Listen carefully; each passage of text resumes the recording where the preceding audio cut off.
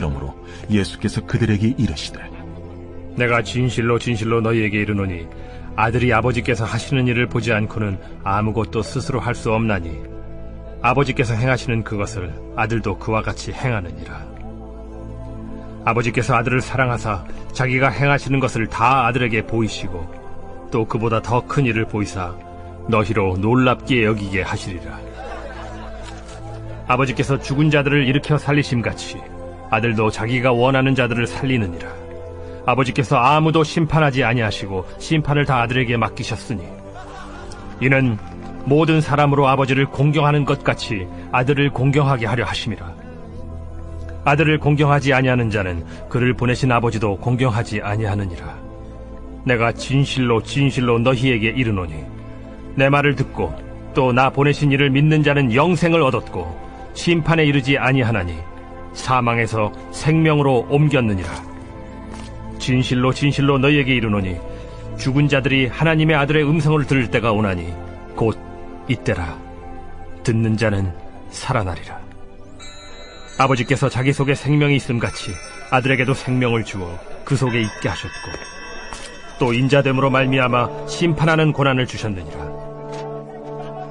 이를 놀랍게 여기지 말라.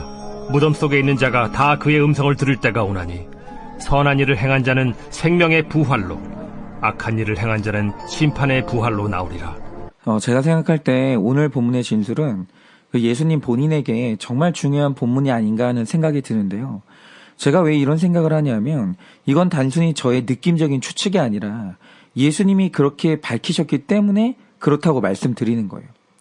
왜 그러냐? 19절을 보면 예수님께서 자기를 대적하는 유대인들에게 할 말이 있다고 하시는데요. 그런데 이 주제를 꺼내기 전에 2번이나 쓰시는 표현이 뭡니까? 내가 진실로 진실로 너희에게 이르노니예요. 그런데 여기서 진실로라는 말의 헬라어가 뭔지 아십니까? 이게 바로 아멘이에요. 오늘 본문에서는 이 아멘이라는 말의 뜻이 굳게 확신한다는 뜻으로 나타나고 있는데요. 그런데 예수님이 확신의 아멘을 2번이나 하시면서 아멘 아멘으로 오늘의 주제를 시작하시는 거예요. 그러니까 이 말 뜻이 뭐냐면 오늘 예수님이 꺼내시는 주제는 예수님이 가장 확실하게 아멘을 외치는 주제라는 거죠. 그러면 그 주제가 뭡니까? 그러니까 한번 보자 이거죠. 자, 여러분께서 19절과 20절 말씀을 읽으실 때 결국 이 두 구절의 뜻이 뭡니까? 예수님이 이 땅에 오셔서 우리에게 하시는 모든 일은 스스로 결정해서 한 일이 아무것도 없다는 거예요. 여러분, 예수님이 이 땅에 오셔서 하신 일은 전부 예수님 그 자신이 아버지로부터 경험했던 일들이에요. 그러니까 성부 하나님께서 창세 전부터 그 성자 예수님께 베푸신 풍성한 사랑이 있거든요. 그러니까 이 땅이 지음받기 전에 예수님과 하나님에게는 무슨 일이 있었는가라고 하면 성경이 밝히는 유일한 계시가 뭐냐? 두 분 사이에 놀랍도록 깊고 친밀한 사랑이 있었다는 거예요. 그 사랑이 있었다는 말 말고는 성경이 다른 계시를 우리에게 허락하지 않아요.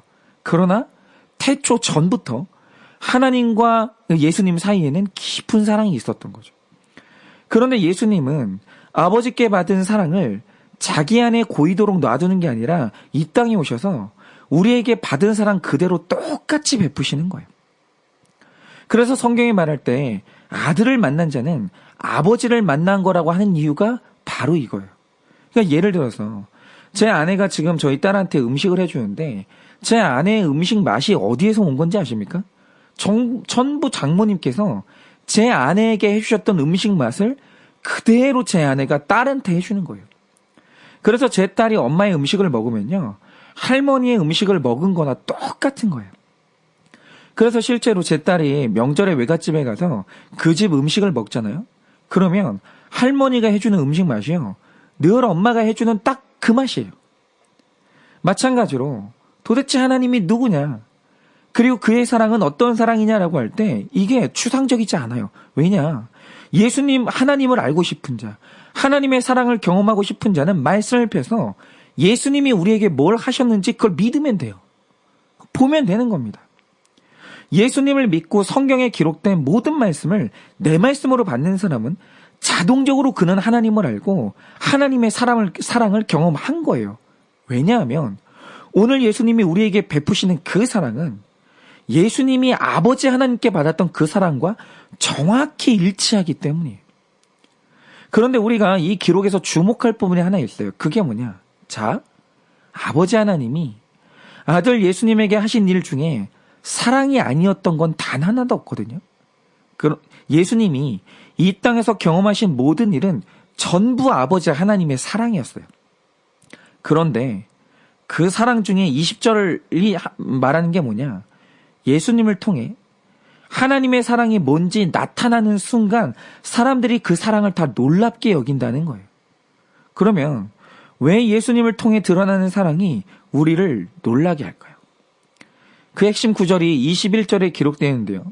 저도 이 구절이 구속사의 핵심이라고 생각합니다. 왜냐? 자, 말씀이 진술하는 것처럼 하나님이 예수님의 삶 가운데 살리는 일, 생명만 흘려보내셨으면 누가 그걸 보면서 놀라겠어요. 아, 진짜 하나님이 예수님을 사랑하시는구나. 이렇게 당연하게 생각을 하겠죠. 그런데 예수님을 통해 드러난 하나님의 사랑이 우리를 놀라게 하는 이유가 뭐냐? 하나님이 예수님에게 생명의 사랑만 보내시는 것이 아니라 죽음의 일도 보내시더라는 거예요. 그러니까 보세요. 예수님이 공생애를 시작하면서 가장 먼저 경험했던 게 뭡니까? 이것에 대해서 성경이 아니라 인정받지 못하죠. 정경으로 인정받지 못하는 외경을 보면 어떤 기록인지 아십니까? 어린 시절에 예수님은 늘 생명의 일만 경험하는 거예요. 예를 들어서 어린 시절에 예수님이 길을 가다가 죽은 새를 발견했어요. 그거는 이제 어린 시절에 예수님한테 참 슬픈 일이겠죠? 그런데 그 새를 예수님이 만지니까 새가 살아나는 거예요. 그러니까 외경을 보면 예수님의 인생 가운데 죽음이나 그림자가 없어요. 예수님의 인생에는 언제나 하나님이 베푸시는 생명만 있는 거예요. 근데 이게 외경이에요. 정경이 아니고 외경이라는 거죠. 외경에는 늘 이런 게 기록되어 있어요. 그런데 성경 66권이라고 인정된 그 정경에 기록된 일은 뭡니까? 그분이 공적 사역을 시작하자마자 성령이 그분을 광야로 끌고 가는 거예요. 그런데 더 이상한 건 광야라는 곳은 서 있기만 해도 쓸쓸하고 힘든데 거기에 40일 동안 먹을 게 딱 끊어져요. 그러니까 예수님이 광야에서 가난을 경험하신 게 아니라 쌀이 뚝 끊기면서 죽음을 경험하신 거예요. 굶으셨다라는 거죠. 그런데 이 굶주림까지만 해도 죽을 것 같은데 그때 사탄이 오면서 예수님을 시험하면서 뒤흔드는 거예요. 사탄의 시험까지 오는 겁니다. 그러니까 지금 예수라는 한 사람에게 세 가지 고난이 한꺼번에 겹쳐서 왔는데 광야라는 외로움의 자리에 떨어졌죠. 그런데 거기에 먹을 게 없어요. 그러자 거기에서 신앙이 흔들리는 거예요. 여러분, 이게 단순한 고난입니까? 아니요. 저는 이게 죽음이라고 생각합니다. 여기에 특별한 하나님의 일하심이 없으면 여기서 사람은 다 죽어요. 살 수가 없어요. 그런데 오늘 성경이 말하는 게 뭐냐? 예수님 삶에 나타나는 모든 것이 전부 하나님의 사랑이거든요. 그럼 이 말 뜻이 뭐냐? 예수님이 경험한 이 죽음의 경험들, 이것도 하나님의 사랑이었다는 거예요. 광야도, 40일의 굶주림도, 사탄의 시험도 전부 하나님의 사랑이라는 거죠. 그러니까 이 광야에서 40일 동안 굶주리다가 사탄이 찾아와서 생사를 넘나드는데 그때 하나님이 예수님을 향해 내가 너를 사랑해서 이랬다 라고 하시는 거예요. 그런데 이 이해할 수 없는 음성에 대해서 예수님의 응답이 뭡니까? 딱 두 마디예요. 아멘, 아멘. 아멘, 아멘이요. 한 번 아멘이 아니라 아멘, 아멘을 이렇게 두 번 확신하면서 하나님 앞에 아멘을 올려드리는 거예요. 그런데 이게요, 바로 이게 우리를 놀라게 하는 거예요. 아니, 하나님이 아들을 사랑한다고 했는데 어떻게 사랑하면서 광야로 데려가지? 어떻게 사랑을 한다는데 3일이 아니라 40일을 굶기지? 아니, 어떻게 사랑하면서 사탄이 예수님을 흔들게 내버려 두지? 어떻게 이게 사랑이지? 그 사람들이 그 나타나는 사랑을 보면서 놀라는 거예요. 여러분, 나타나는 하나님의 사랑 속에 죽음이 없으면 놀라지 않죠. 그런데 사랑한다는데 죽음을 보내니까 우리가 놀라는 거예요. 여러분, 그리고 주님, 하나님이 그 아들에게 베푸신 그 사랑의 끝은 십자가였어요. 여러분, 만약 기독교 안에 십자가는 없고 정복과 영생만 있었으면 오늘 기독교가 이렇게 복잡한 종교는 되지 않아요. 만인이 사랑하는 종교가 됐을 거예요. 그런데 하나님이 창세전부터 아들 예수님을 그렇게 아끼고 사랑한다는데 그 사랑하는 아들을 십자가에 못 박아 아프게 하는 게 아니라 정말 죽게 하시는 거예요. 그러니까 그 십자가에서 우리가 놀라는 겁니다. 이게 어떻게 사랑이지? 아니, 사랑하는데 어떻게 십자가에 못을 박을 수 있나? 사랑한다는 아버지의 말이 거짓말 아닌가? 이거 믿을 수 있는 건가? 그러니까 성경에서 나타나는 하나님의 사랑 안에 죽음까지 포함되니까 우리가 너무 이걸 놀랍게 여기는 거죠. 그런데 이 죽음에서 바로 여기서 살리심을 받는 게 뭔지 아십니까? 예수님처럼 부활뿐만이 아니라 십자가도 하나님의 사랑이라고 할 때 그것을 아멘 아멘 이렇게 받으면 바로 그게 죽은 자들 가운데서 일으켜 살리심을 받는 거예요. 그런데 반대로 인간에게 일어나는 심판이 뭐냐? 너의 삶에 일어나는 그 죽음과 같은 사건도 그것도 하나님의 사랑이라고 할 때 거기서 아멘으로 응답하지 못하면 바로 그 자체가 심판이라는 거예요. 그래서 저는 이 말씀을 이제 믿을 수밖에 없는 게요. 사실 제가 요즘 좀 놀라는 게 뭐냐면 제일 먼저는 저처럼 기복적이고 이 야망 충만한 사람이 어떻게 고난이 축복이라고 하는 이 구속사가 믿어졌을까? 그리고 어떻게 이 길이 걸어가질까? 그리고 저 자신보다 사실 더 신기하게 여겨지는 건 제 아버지가 이 구속사 말씀이 들리신다는 거예요. 그러니까 제가 그 지난 주일날 무슨 말씀을 드렸냐면 저는 지금까지 제 아버지 아들로 살면서 이건 정말 과장이 아니고요. 무려 41년 동안 단 한 번도 아버지랑 대화가 된다는 느낌을 받아본 적이 없거든요. 그런데 이게 한쪽만의 문제가 아니라 그러니까 아버지하고 저는 대화가 안 돼요. 그런데 살면서 처음으로 요즘에 아버지와 제가 대화가 되는 거예요. 그런데 여전히 다른 부분은 대화가 안 되는데 유독 대화가 열리는 부분이 어딘지 아십니까? 구속사라는 가치관과 말씀으로 대화를 하잖아요. 그럼 그 부분에서 대화가 열려요. 그러니까 제가 설교하고 말하는 구속사에 아버지가 전적으로 동의하시고 제 아버지가 요즘도 새벽에 일어나시는데 일어나시면 구속사 말씀을 반복해서 듣고 또 들으신다는 거예요. 그리고 듣다가 이해가 안 가는 부분이 있으면 저한테 이거 물어보시는 거예요. 그리고 은혜 받은 부분이 있으면 그것도 나눔을 하시는 거예요. 그러니까 살면서 처음으로 아버지와 제가 통하는 부분이 생겼는데 그게 뭐냐? 그게 구속사예요. 그러면 어떻게 저와 제 동생과 아버지에게 이 구속사가 들렸을까를 생각하면 25절에 말씀하시는 것처럼 제 아버지가 성공 속에서 이게 너를 향한 나의 사랑이야 라는 아들의 음성을 들은 게 아니라 죽은 자가 됐을 때 이것이 너를 향한 나의 사랑이야 라는 그 아들의 음성을 들었기 때문이에요. 제가 지금도 잊지 못하는 게요. 제 아버지가 어린아이와 교통사고가 나서 감옥에 가셨을 때가 제가 초등학생 때인데요.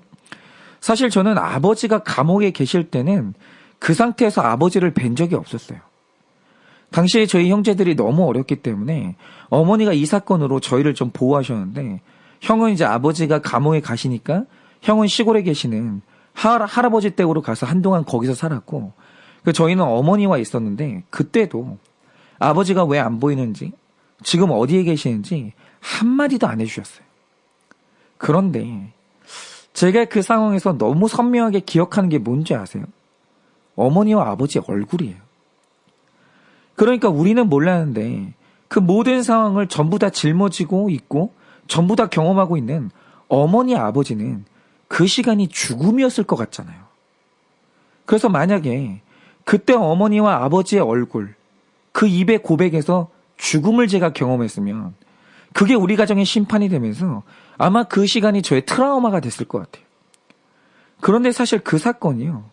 제 안에 아픈 기억으로 남아있지를 않아요. 왠지 아십니까?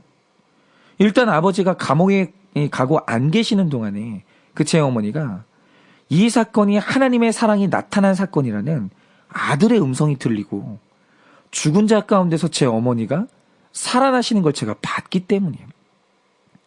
제가 말씀드렸던 것 같은데 여러분 개척교회에서 담임 목사인 남편이 아이를 쳐서 죽게 되고 감옥에 갔어요. 그래서 아무도 없는 빈 예배당에서 여러분 혼자 남은 젊은 사모가 할 수 있는 게 뭐가 있겠어요. 제 어머니는 천상 여자이기 때문에 아버지가 없다고 강단에 올라가서 뭐 사모님이 대신 설교하시는 그런 분이 아니에요. 저희 어머니가 그러지를 않으셨어요. 아무도 없는 내 남편이 이 비어버린 그 공간, 그 예배당 공간에서 그냥 어머니가 혼자 울면서 기도만 하시는 거예요. 그런데 신기한 건 뭐냐. 제 어머니가 완전히 죽은 자가 되어서 기도하러 간 그 자리에서 또 다른 고난으로 죽은 자들이 모여들더라는 거예요. 그래서 거기서 함께 이 아둘람 굴 같은 곳에서 기도하고 함께 모임을 했는데 그런데 그 기도 모임에 은혜가 부어지면서 아버지가 없는 동안 교회 이 기도에 불이 붙고 그 교회가 부흥이 됐어요. 그러니까 그 제 어머니는 아버지가 나온 후에 얼굴이 밝아진 게 아니라 아버지가 여전히 감옥에 계신 죽은 것 같은 상황에서 제 어머니가 한숨을 푹푹 쉰다든지 무너져서 원망하고 운다든지 하나님이 어디 계시냐고 그런 적이 없어요. 제 어머니는요. 죽음의 한가운데 한창 죽음의 길을 걸어가고 있을 때 이게 너를 향한 나의 사랑이야. 이렇게 말씀하시는 아들의 음성을 듣고 살리심을 받은 거예요. 그래서 저는요. 아버지가 감옥에 계시고 안 계시는 동안 살리심 받은 어머니의 얼굴만 보고 살았어요. 그래서 그때요. 제 동생도 아마 동의를 할 텐데 제 동생과 저의 마음이 어둡지 않았어요. 그러면 제 아버지는 어땠냐? 사실 저는 감옥에 계실 때 아버지를 보지는 못했고 몇 달 만에 감옥에서 나오시던 날 이제 그날이 너무 기억이 나는데요. 그날 이제 아버지가 출소하신다고 하니까 그 좁았던 저희 집에 일가 친척들 그리고 교회 성도님들이 다 모여서 아버지를 기다리고 있었습니다. 제가 그날 그 순간이 너무 생생히 기억이 나요. 그 모두가 기다리던 그 분위기. 그런데 시간이 돼서 아버지가 문을 열고 드디어 들어오시는데 제 아버지가 그 죄수들이 입는 하얀 수의복 같은 그런 한복 같은 옷을 입고 들어오셨거든요. 그런데 정말 너무 환한 얼굴로 웃으면서 그렇게 기쁘게 들어오시는 거예요. 거기서 아버지 얼굴을 보고 일가 친척들이 다 울었는데 안 울었던 사람이 제 아버지 딱 한 명이었거든요. 그런데 그 당시 어린 시절에 저는 아버지가 너무 밝은 모습으로 들어오시니까 그 얼굴이 지금도 기억이 나요. 너무 밝은 모습으로 들어오시니까 저는 어디 좋은 기도원을 다녀오신 줄 알았어요. 그러니까 아버지가 감옥에 갔다 오셨다는 건 얼굴을 통해서 안 게 아니라 나중에 커서 들어서 알게 된 거예요. 그러니까 이 말 뜻이 뭐냐. 제 아버지는요. 감옥 밖을 나와서 해결함을 받은 게 아니에요. 이미 죽은 자들이 있는 창살 안에서 이게 너를 향한 나의 사랑이야. 이 십자가도 내 사랑이야. 이렇게 말씀하시는 아들의 음성을 듣고 이미 창살 안에서 살아난 상태로 밖을 나오신 거예요. 그런데 생각을 해보세요. 남편이 감옥에 가고 아무도 없는 예배당에서 내가 너를 사랑한다는 아들의 음성이 들리지 않으면 여러분 세상에 그것보다 더 무서운 심판이 있겠습니까? 여러분 저희 아버지가 한 아이가 나 때문에 교통사고로 죽고 졸지에 감옥에 들어갔는데 그 안에서 이것이 너를 향한 하나님의 사랑이야 라는 아들의 음성이 들리지 않으면 여러분 제 아버지가 출소하던 날 그렇게 밝게 웃으면서 올 수 있었을까요? 그리고 그 아버지가 다시 목회를 시작해서 40년 가까이 교회를 지키다가 그렇게 명예롭게 은퇴할 수 있었을까요? 그렇게 못합니다. 여러분 만약에 거기서 아멘으로 응답하지 못했으면 제 아버지는 지금 다른 직업을 가졌을 거예요. 그러니까 죽음의 자리에서 나에게 일어나는 십자가 죽음 또한 하나님의 사랑이라는 이 아들의 음성이 들리지 않으면 그게 우리를 가장 놀라게 하는 심판이고 아들의 음성이 들리지 않으면 죽은 자들 가운데 일으킴을 받아 살아나는 부활은 없다라는 거예요. 그런데 우리 가족 모두가 그 죽음 가운데 살아난 그 경험이 있으니까 오늘 고난이 축복이라고 하는 이 구속사가 전적으로 동의가 되고 이게 들리는 거예요. 여러분은 어떠십니까? 오늘 말씀에서 하나님 아버지가 그 아들에게 살리시는 사건뿐만이 아니라 죽음까지도 내가 너를 향해 보내는 사랑이라고 하시는데, 오늘 이 말씀에 예수님처럼 여러분도 확신에 찬 그 아멘 아멘이 나오십니까? 제가 오늘 이 말씀을 준비하면서 정말 기도하기를, 하나님, 지금 이 설교를 듣는 분들 중에는 광야에 계신 분도 있고, 아예 40일 동안 굶주리는 분들도 있고, 사탄에게 시험받아 흔들리는 분도 계시는데, 그런데 이것이 하나님의 사랑이라고 하는 오늘 본문에 이 아들의 음성이 들리게 해주세요. 그래서 심판에 이르지 않고 죽은 자가 살아나는 역사가 있게 해주세요. 제가 정말 이렇게 기도했습니다. 여러분, 제가 간절히 바라는 것은 이 힘들고 어두운 시간 가운데서 여전히 우리를 사랑하신다는 아들의 이 음성이 오늘 내 말씀으로 들려지기를 원합니다. 그럴 때 죽음에서 다들 일으켜 살리심을 받는 역사가 일어나기를 예수님의 이름으로 축원을 드립니다.